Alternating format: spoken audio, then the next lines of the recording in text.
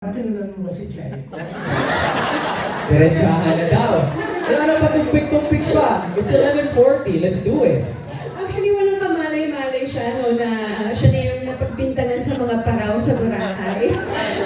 Pati siya nagulat na, okay to ah.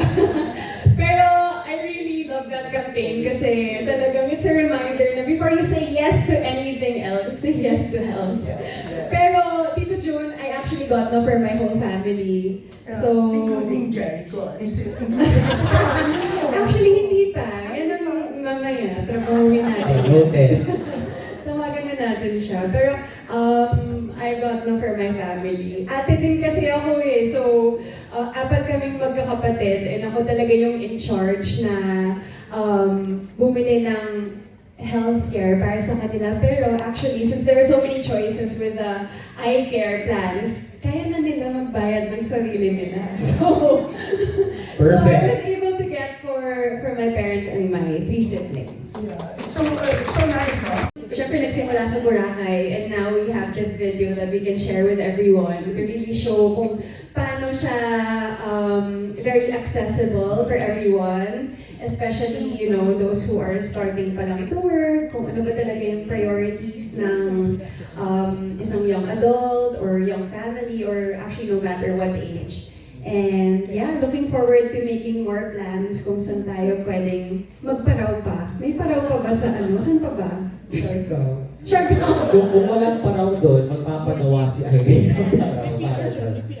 Thank you and Thank you. congratulations.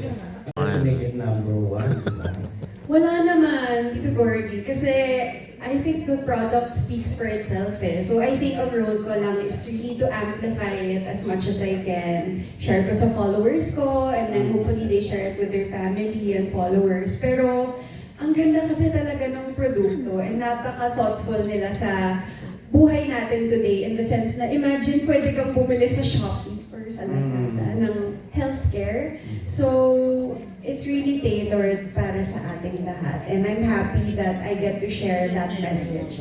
Kasi alam ko din yung feeling na ganyan, Tito Gorgie, yung hindi ko natuloy. Dapat tinuloy ko na, and then may mangyayari. So, thank you din for sharing that, kasi talagang lesson para sa ating lahat na kapag hindi mo prioritize, baka bigla mong hanapin. So, now's the time talaga to really get that plan for you. Oo, so tama. Since dahil pag-ibig mo rin kanina na priority mo rin of course mo, lalo na ngayon na i-care ka na. In a way ba napapag-usapan din ninyo ng Jericho na sa mga plans ninyo na dapat for our future, kung ano man, kung magkaroon na kayo ng family or diba? Na dapat prioritize din natin ang care. Nag-discuss na rin ba ninyo yung mga ganong klase? Ang bilis ng Talagang pangyayari. pinilit ko raw. Medyo nawit lang ako. Ang bilis eh. Oo. Actually, nandito po siya. Uy! Charot. Yun. Well, Nasa plano na yan, di ba? Of course. So, ano man napapag-usapan? Well, health talaga napapag-usapan namin kasi with our work, yung trabaho, di ba, medyo physical, puyatan, and emotional din also. So, talagang puhunan namin yung health eh. And tayong lahat naman ganun. So, talaga namin pinag-uusapan yung health and how to be healthier.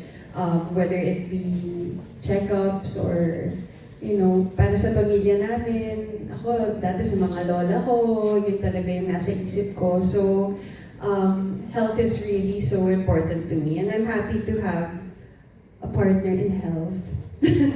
Aside from eye care, na talagang pareho ng priority sa akin. Okay.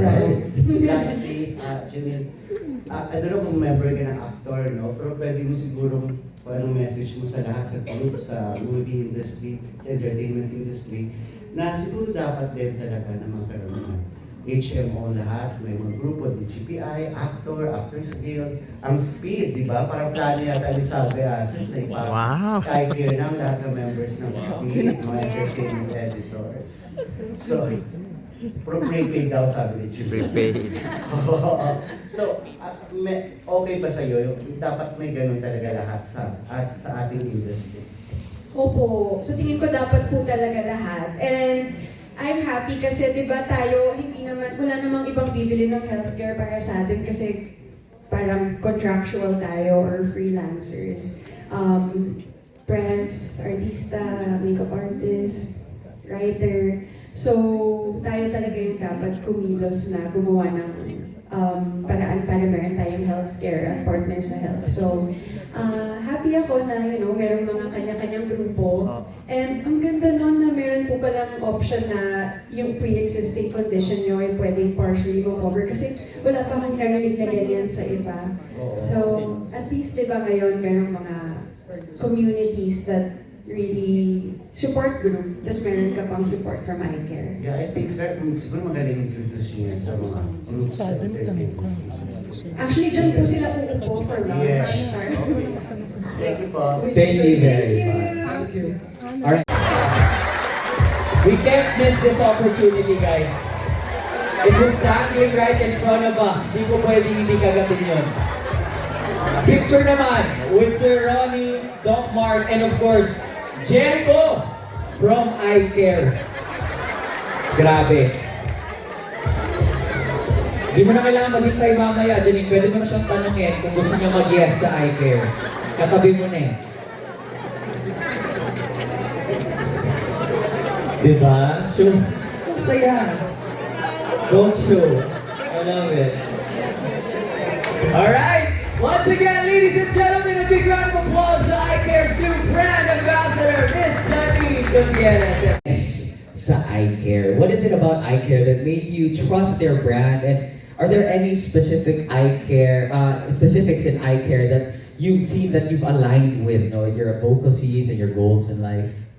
Yes, definitely. Kasi I've always known the importance of support when it comes to healthcare. I don't talk about this a lot, pero actually one of the reasons kung bakit ako nag-artista was so that I could earn, because my second mom, yung yaya ko since birth, she got cancer when I was in school. And syempre nakita ko yung hirap ng, bukod sa physical struggles, yung babayaran mo, nakita ko kung paano siya naglakad sa kung anong agencies to ask for financial help and support. And at first when I was younger, ayoko talaga mag-artista kasi nahihiya ako. Malayo talaga siya sa isip ko. Pero when it came to, trying to help my family, yun yung parang nag-push talaga sa akin na I need to earn kasi mahal magkasakit. No matter kung gaano kadaming naipon mo or kung malaki yung pamilya mo, pag nagkasakit ka, everything stops. So, anything with health is very, very important to me. And I really appreciate that how one of the advocacies talaga ng iCare is affordable, reliable healthcare para sa lahat ng Pilipino na talagang napaka-importante. So, I'm so happy that, this is something that I really believe in and I know that we all really need to have na kapartner natin sa buhay. Thank you for that. Care of yourself. Besides getting an Asian hole. Well, first thing talaga is when I do my yearly parang expenses, HMO talaga. Kasi sometimes no matter how well you take care of yourself, hindi mo talaga maiwasan, hindi mo masabi kung anong pwedeng mangyari. So, I really encourage everyone to, take the time to get your iCare plan. Kasi at least meron kang peace of mind na, tuloy-tuloy ka sa trabaho, tayong mga freelancer, di ba? Kakaiba yung schedule, lahat tayo, kung ano man ang trabaho mo, nagpupuyat. So, it's really just nice to have that peace of mind na there is that support system that will take care of you, whatever happens. So, bukod dyan, I work out. Yung workouts that I enjoy, yung mga parang hindi mo mamalayan na workout like tennis or paddle, Pilates, parang yun talaga yung key para sa akin. Something na na-enjoy mo and something you can do with friends or family. So yan din actually yung trick ko para mapa-workout yung tatay ko. Niyayaya ko siya na maglaro tayo, ganyan. Kasi it's those little things that really add up to your overall health.